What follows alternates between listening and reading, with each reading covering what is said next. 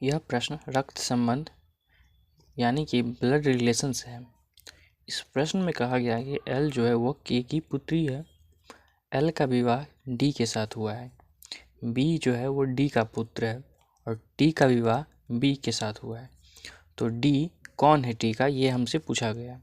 तो इस प्रश्न का पहले ही क्वेश्चन बनाते हैं। एल क्या है, एल का और के का रिलेशन क्या है।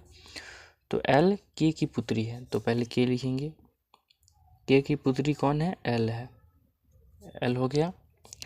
पुत्री है तो यहाँ पे माइनस का चिन्ह होगा।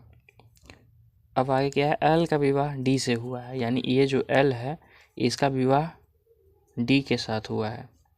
तो ये अगर स्त्री है यानी पुत्री है तो स्त्री होगा, तो ये स्त्री ये पुरुष हो जाएगा क्योंकि दोनों आपस में विवाहित है। अब बी जो है वो डी का पुत्र है, यानी ये डी जो है वो ये डी है, इसका पुत्र बी है, तो पुत्र है तो यहाँ पे प्लस हो जाएगा। टी का विवाह जो है बी के साथ हुआ, यानी ये बी जो है इसका विवाह टी के साथ हुआ है, तो ये पुरुष है तो ये स्त्री हो जाएगा।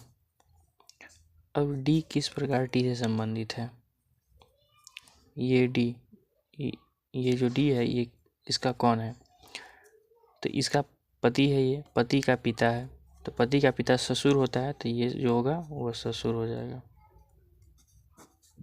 इसका ससुर हो जाएगा।